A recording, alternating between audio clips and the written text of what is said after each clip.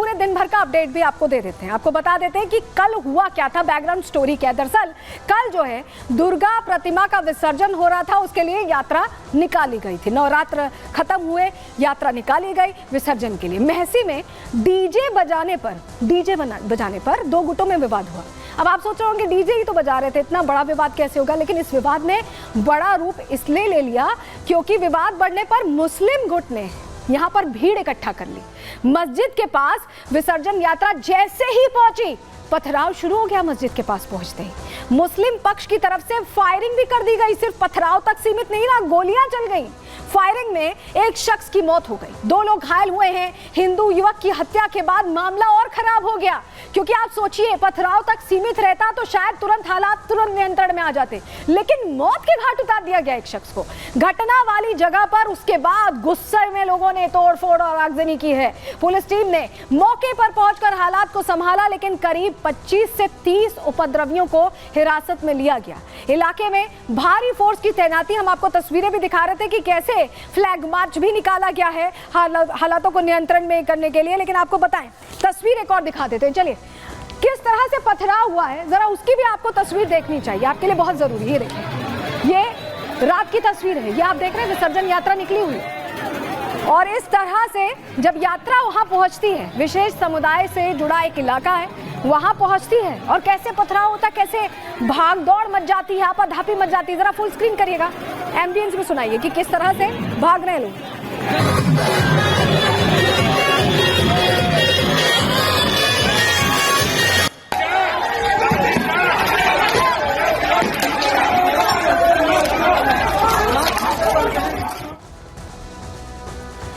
तो ये जो हिंसा भड़क रही है, ये ऐसा लग रहा है कि एक पूरा मॉड्यूल है जो बार बार फॉलो किया जा रहा है। मैं बार बार क्यों कह रही हूँ कि ये प्रैक्टिस है, क्योंकि दंगा भड़काने की साजिश थी और वैसा होता दिखाई भी दिया। रिपोर्ट आपको दिखा रहे हैं।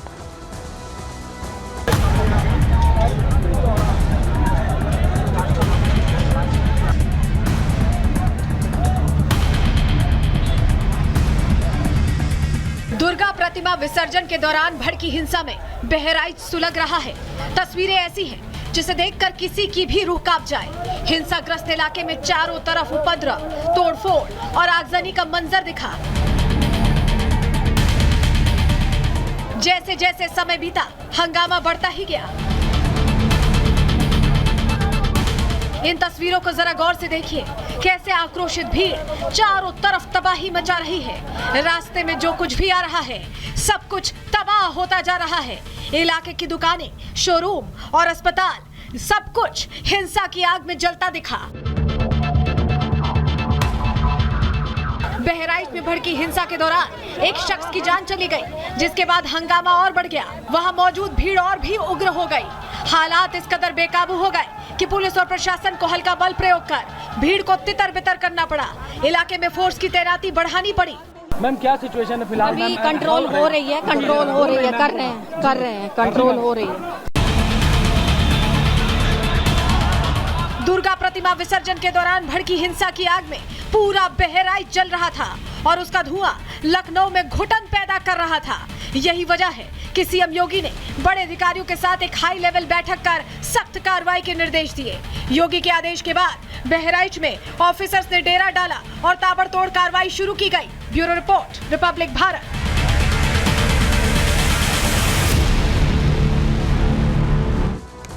तो हिंसा के दौरान किस तरह की तस्वीरें सामने आई, आपको बता दें कि मर्डर हो गया।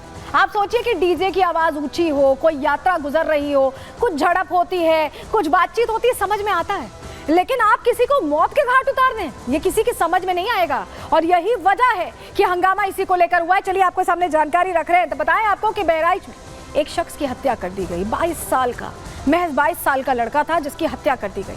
राम गोपाल मिश्रा के तौर पर उसकी पहचान हुई और ऐसे ही घर के अंदर, बाहर तो हिंसा चल रही थी, ऐसे ही घर के अंदर ले जाकर तड़ातड़ गोलियां मार दी गई, उसको पीटा गया और मौत के घाट उतार दिया गया। बाहर यात्रा जब जा रही है और उस दौरान हिंसा हो रही है और उसके बाद ये किया गया है। ये जो आप देख रहे हैं ना सीन क्रिएट, ऐसा ही हुआ है क्योंकि एक घर में ले जाकर बुरी तरह से पीटा गया है और मुस्लिम समुदाय के लोग उसे उठा के ले गए क्योंकि वहां पर विरोध हो रहा था। इसलिए राम गोपाल के शरीर पर चोट के 15 निशान हैं। किस बुरी तरह पीटा गया होगा आप जरा सोचिए, अंदाजा लगाइए। बाहर हो हल्ला हो रहा था, कोई समझ नहीं पाया कि अंदर किसी को मार दे रहे हैं, मौत के घाट उतार दे रहे हैं। राम गोपाल के शरीर पर गोली मारी गई, बताया जा रहा 15 राउंड फायरिंग की गई है। गोली मारने के बाद आरोपी वहां से फरार हो गए, वहां से निकल लिए, भीड़ का फायदा उठा के बच गए। पुलिस आरोपियों की तलाश में इस वक्त दबिश दे रही है, उन्हें पकड़ने की कोशिश कर रही है। चलिए आपको जरा दिखा देते हैं, जिस 22 साल के लड़के का हम जिक्र कर रहे हैं, जिसने अपनी जान गंवा दी है, जरा उसकी तस्वीर आपको दिखा देते हैं। आप सोच में पड़ जाएंगे कि इतने छोटे लड़के को, ये देखिए, ये मारकर ऐसे घसीट कर ले जाया जा रहा है सीढ़ियों से। हम आपको पूरी तस्वीर नहीं दिखा सकते, मजबूरी हमारी की ब्लर करके हमें दिखाना, लेकिन आप सोचिए, अंदाजा लगाइए कि बाहर हो हल्ला हो रहा है, एक शख्स को गोलियों से भून दिया गया और उसे कैसे सीढ़ियों से घिसट के ले जाया जा रहा है। ये तक देखिए, बंदूक दिखाई दे रही, बंदूक दिखाई दे रही है। आखिर बंदूक का इंतजाम क्यों किया गया था पहले से? क्या कोई बड़ी तैयारी थी? ये अपने आप में सवाल बना हुआ है, ये अपने आप में सवाल बना हुआ है। लेकिन परिवार के लिए तो उनका अपना छिन गया ना, उनका अपना चला गया इस दुनिया से। हिंसा में अगर आप सोचिए कि हो हल्ला हो रहा है, ये सब समझ में आता है, सब समझ में आता है, विरोध समझ में आता है, झड़प समझ में आती है, लेकिन किसी की जान चले जाना क्या किसी को समझ में आएगा? अपना चला जाने पर सब कुछ खत्म हो जाता है। यही हुआ इस परिवार के साथ। बहराइच की हिंसा में एक पूरा का पूरा परिवार उजड़ गया है। उनके लिए तो ये दंगे के दर्द जैसा हो गया।